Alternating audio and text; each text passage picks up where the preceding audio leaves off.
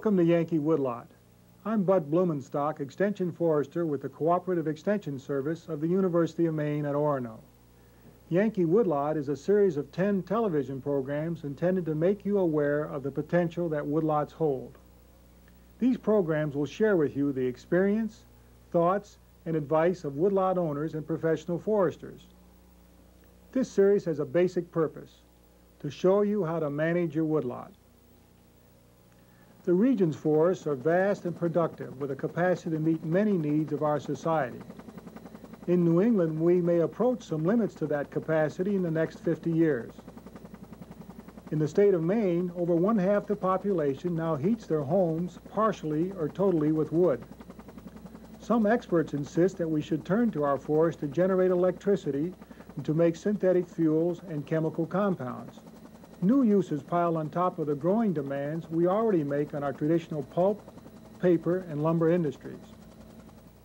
In New England, woodlot owners like you, when taken collectively, own or control over one-half of the usable forest lands in the region. You should make decisions about your forest resources that are based on adequate information. You will want to consider growing needs for forest products and public desires for woodland access. But the bottom line is that you own a valuable resource. With this resource, you can realize many personal satisfactions and some financial payoffs that may not have been obvious before you started managing your Yankee woodlot. There are many reasons for managing the woodlot, as diverse and varied as the individuals who own them. Some landowners are interested strictly in preservation, others in a source of income, and still others appreciate their woodlot as a retreat to share with family and friends, and as a resource to meet family needs. The Yankee woodlot can be many things. What it will be for you will depend on you, your wants, your needs, and your resources. You are the only one who can decide what the woodlot can or will be. We begin this series by letting you hear from owners who are actively involved with their woodlots. As they tell their stories, you might think of ways you, your family, and society in general can benefit from improved woodlot management. There are many goals that people have, different from each other, and some are interested perhaps particularly in just the aesthetics, and some are interested in wildlife habitat, and some are interested in recreation, some are interested in handing on a nice piece of property to the people who are coming after them, and there are many goals, but I think they all share an interest in the environment and in the future, and in wanting to make a place better for the future. In my own case, for example, I wanted a lot across the road from us and down to the shore to be simply for aesthetic purposes. I remembered it as it was when I was a child, and it was a field. There weren't any trees there at all. And now, 50 years later, it's grown up, and there are trees all over the place, and I wanted to see the water again. But the more I learned about woodland management and so forth, the more I realized that perhaps I ought to do something besides that. In the meantime, we've found out that there's a nice stand of young ash growing down there and so forth. So as you learn more things, you sometimes change your objectives and decide to do other things with it. It's just all a matter of learning and education. There's the first satisfaction, I think, of just owning a piece of land. I think this is something that's, I think it's, you get back to the land, or you own a piece of land. And then there's a satisfaction when you're doing something with it to make it better for the future.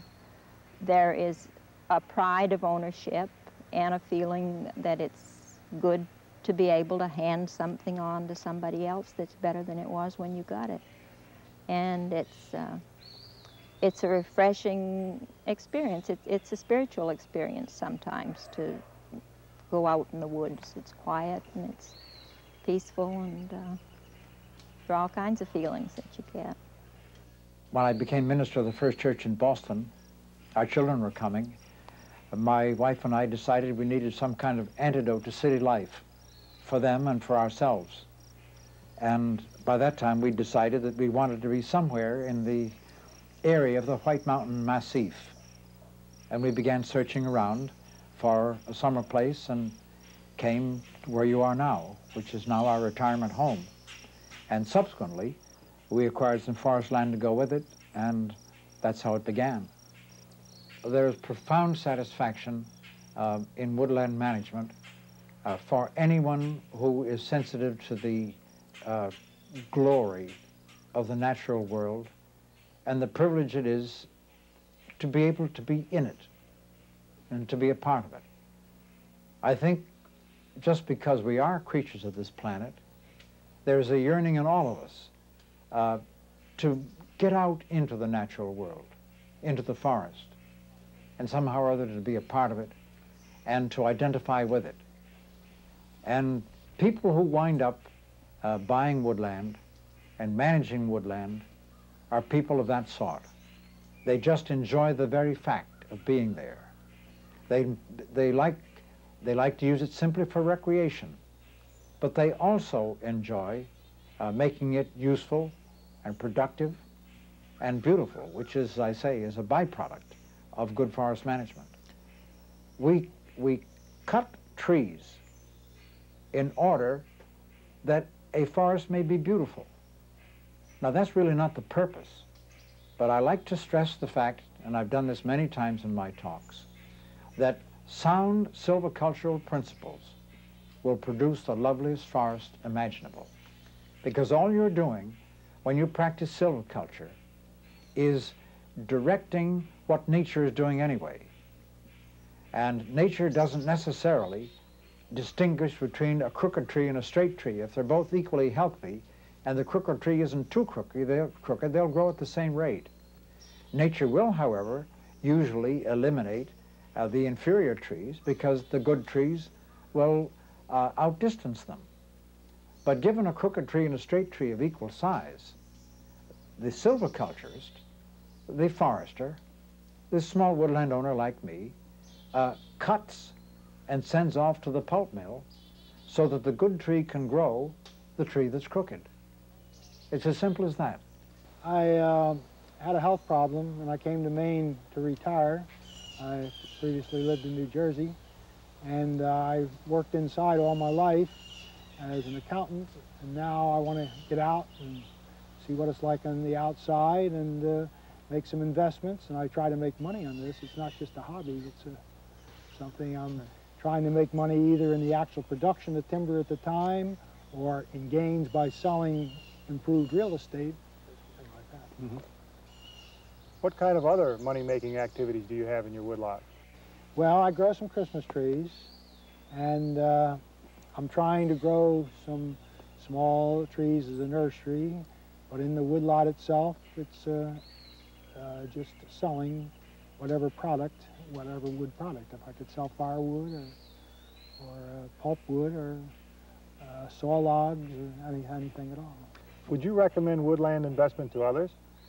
Yes, if they take some time on it, because if you just buy a piece of lot and say, well, I'm going to sit back and watch it grow, with the spruce budworm and these other things that attacked trees, I've actually got one woodlot in particular that since I bought it, I've gotten poorer because I haven't had enough marketable wood on it to get a cutter back in there to cut it out.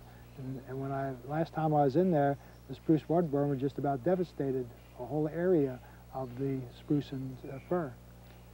Do you keep records or books or journals about what you do and how you do it? Yes, I have a day book for every lot.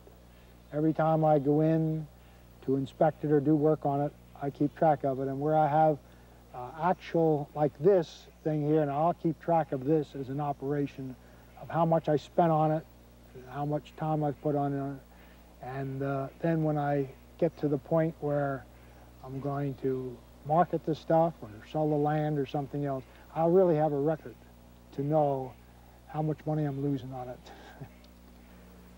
I got interested in this stuff here about 1958 is when I got started interested. It was growing very tight. Not too much bushes in this particular area here, but were growing too tight so that it would grow... close together, tight? Too close together, yes. So I started thinning a little bit. Somebody said, why don't you cut some of this fir in here for Christmas trees? Well, I didn't have the time to spend with anybody in here harvesting Christmas trees, so I just... and they weren't too nice Christmas trees anyway, so I just cut them and let them rot. But also it released the trees that I wanted to keep, and it kept them growing and got them a good start. You've done some other things in here too. Yeah, I've pruned in here. 1977, the forester says, well, Norman, now that you've got this done and looking this way, you might as well start pruning. So you could get a quality log or a veneer log, especially in your white birch. So I bought a pruning saw and a 3-section pole, and I went at it. And boys, I really got interested. I really got carried away. I kept looking behind me and said, boy, that looks pretty good. So I kept right on going from there. You like the looks of it? Yeah, I like the looks of it. And it looks pretty good now, but if you take it through the winter, when you just have snow on the ground and all this green stuff is covered, it looks quite neat. It looks very good. The future seems very important to you, even though it's going to be in the long-term future. And the question keeps coming back, why do you do this? Why do I do this? Because I enjoy it. I get a real charge out of this. I bring a lunch with me, and once I get going, there is no stopping. A 5-minute break or a 10-minute break, there's nothing like break. I have to force myself to stop to eat. Forestry is a long-term proposition. Do you see things that will still pay off in your lifetime that you're doing? Yeah. What kind of things are they? The satisfaction of having been involved into something. I mean, you can get involved in fishing, you can get involved in golfing, but that's a short-term deal. Yeah. But you get involved in something like this is long-term. And this is something that you can look at every day if you want to, and you can say, well, no, maybe I should dust this up a little bit. Well, my gosh, now this looks pretty good now. I think probably that's the long-term deal, the satisfaction of doing something physically, and of course, it looks good too. And somewhere down the line, it's going to pay off. Somebody's going to get some money out of it. Well, we've always liked wood and owning land, and so when we moved here about 15 years ago from Pennsylvania, of course we purchased the property, and well, it just seemed to go from there, you might say. Almost a natural thing for us to get into it. We started doing some cutting of pulp and the like before building the mill. And then I decided that it really wouldn't pay us to sell our logs to the bigger companies. And this, of course, led then to the building of the mill, so that we would be more flexible. Well, it's a pretty important part of our effort to become self-sufficient, too. Mm-hmm. Yeah. And subsist. Mm-hmm. Right. That's, and we just, well, we like woodlands and fresh air and sunshine, and so it's sort of a natural for us. You have a philosophy of Very definitely. Well, our basic philosophy, I suppose, is trying to be as self-sufficient as it's possible in today's society, today's economy. Our next stage now, of course, is building another house. And this house is pretty much far removed from the road. It'll be back, about a quarter of a mile or so behind the mill. And there'll be no electricity there. There'll be running water, but it'll be strictly gravity-fed. And when we reach that particular point in another, say, 2 years or so, then we'll be fairly close to complete self-sufficiency. The house that you'll build is from trees that's growing on your land? Oh, yes. Oh, yes. Logs that you have cut? Yes. And boards that you've sawn in your own sawmill? Oh, yes. Yeah, complete. It'll be completely self-sufficient from that point of view. Could you tell me something about how you plan for your activities here in your woodlot? As far as the cutting, I cut those areas that are most in need of cutting. At the present time, areas where we have a large percentage of fir. The fir, of course, being badly damaged by the spruce budworm. and also subject to blowdown and things like that. So that's my first consideration, to get the fir out. And then, of course, then when I'm in the area, I take out any other mature wood, any diseased wood, any inferior wood, crooked or damaged in some way. That's basically what I've been doing in the last few years, and I'll continue to do that until I've pretty well covered the entire property. We try to encourage as much wildlife as we possibly can, and we've noticed that in the areas that we've cut over and replanted, that the deer in particular are moving into those areas. They find food, they find shelter. And there's been an increase in rabbits and oh yes, creatures there like has that, been. too. Yeah. So your activities have increased wildlife. Definitely. Oh yes, very much so. Because in the older stands, the more mature stands, where there's virtually no food for the deer and some of the other creatures, they can't survive. We'd of course like to see our society take better care of the natural resources. Oh, that's an understatement. We feel if enough people would get involved in this sort of thing, there'd be some hope.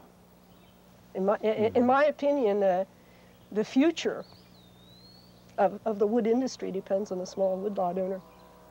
This water enters through several infeed pipes, and it winds its way down to Portland. It's about a 200-foot drop in elevation, and most of it's gravity-fed. Also, there are several towns, Westbrook, Wyndham, and surrounding areas, 7 or 8 towns that draw from the Portland Water District. So they supply the bulk of the water for this area, perhaps 200,000 people. We've been working here with the S.D. Warren Company in the Portland Water District for approximately 20 years, and we've had numerous cuttings. We've probably cut over 2 million board feet of lumber, over 20,000 cords of pulpwood in that time. And we feel we have quite a nice situation here. They're very cooperative on the approach to forest management that we take, and we, of course, listen to them because the main use here isn't for so much timber management, but is for good water protection and some recreational programs. There is certainly an opportunity to foul up the water when you are logging, but here we are very restrictive or conservative on our cutting procedures. All lots are marked by myself or another S.D. Warren forester, and we closely supervise the logging operations. Timing is most critical. As you can see, there's a nice stand of timber around this area, and it has been cut 2 or 3 times in the last 20 years. But any area within, say, 200 to 300 feet of the water is left for winter operations on frozen ground. So virtually, there is no water problem as far as turbidity and erosion.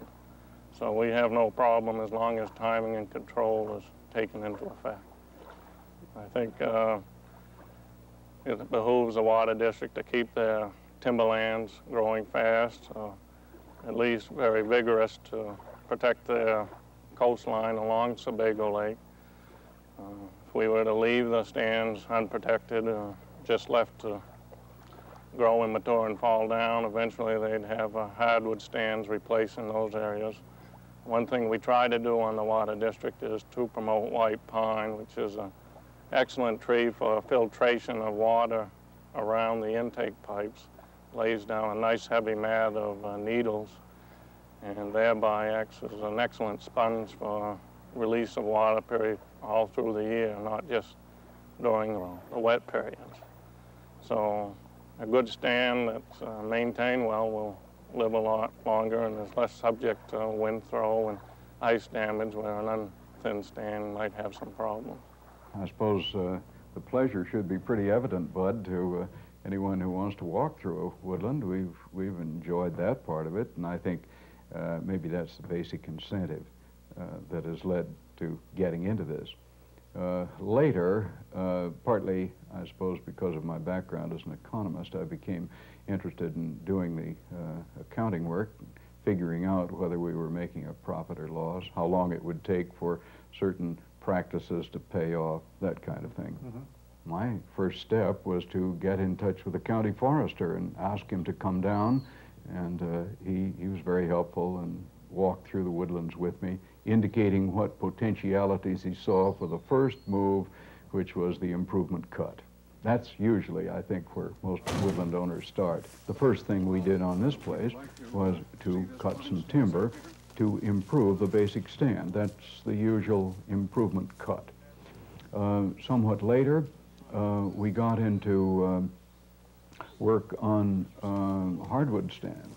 And when we did that, we seemed to get into more cull trees, which could be used for pulpwood. One of the things that we have discovered is that the new market for firewood has been an alternative source of income.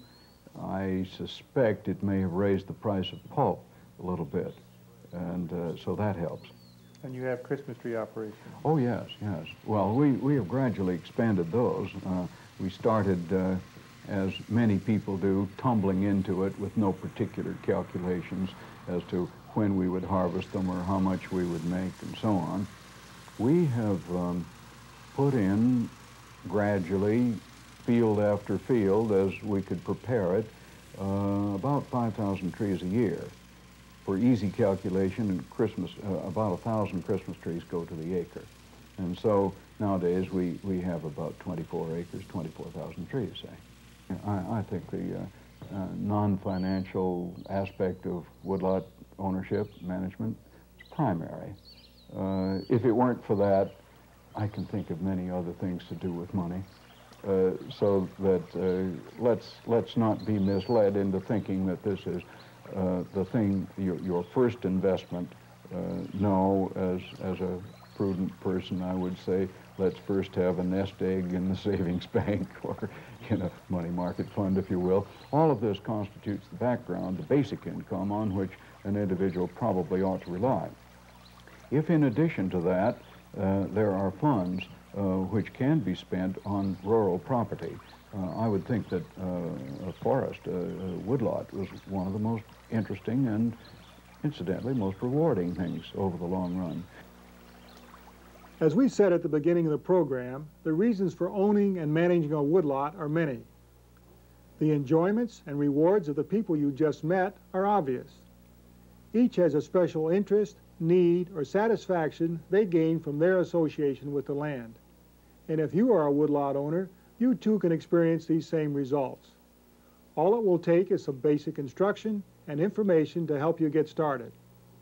And that's what we hope to do in the remaining programs of Yankee Woodlot. Programs 2 through 5 will help you learn the basics about your woodlot. Program 2 will concentrate on locating and securing your property by having a correctly written deed and properly marked and maintained boundary lines. We'll also spend a few moments discussing timber trespass, or the taking of wood without the owner's permission. The development of a timber stand map will be featured in Program 3.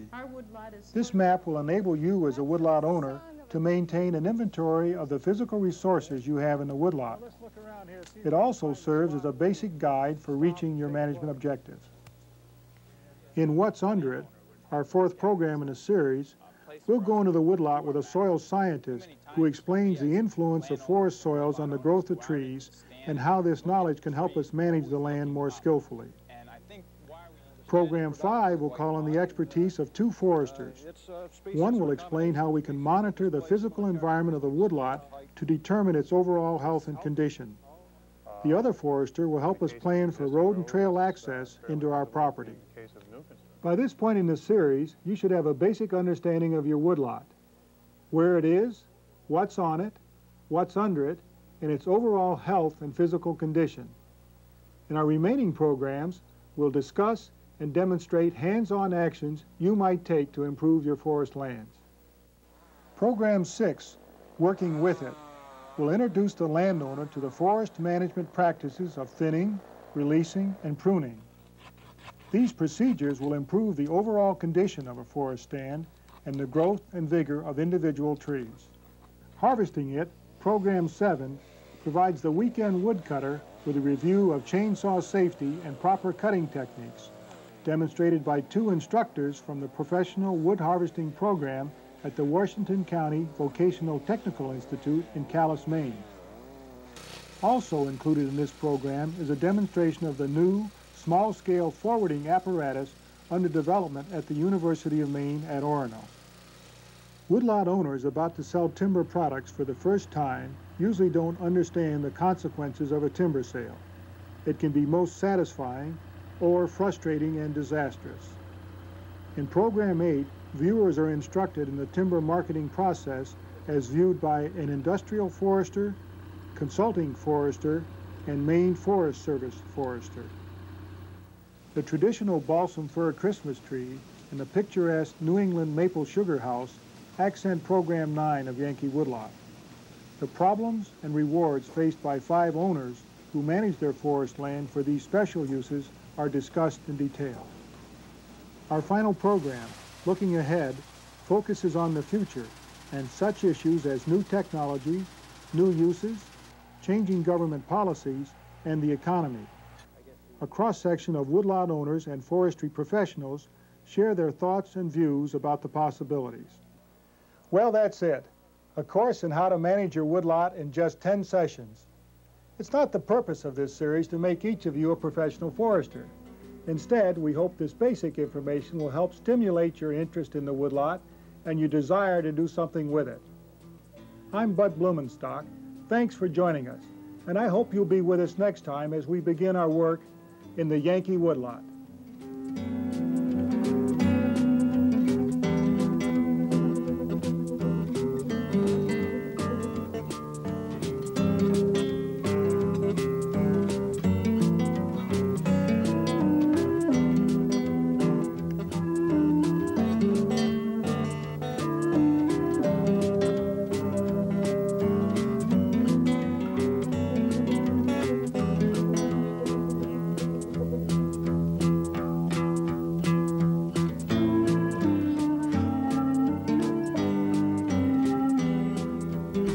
Yankee Woodlot was produced by the Maine Public Broadcasting Network, which is solely responsible for its content, and was made possible in part by a grant from International Paper Company.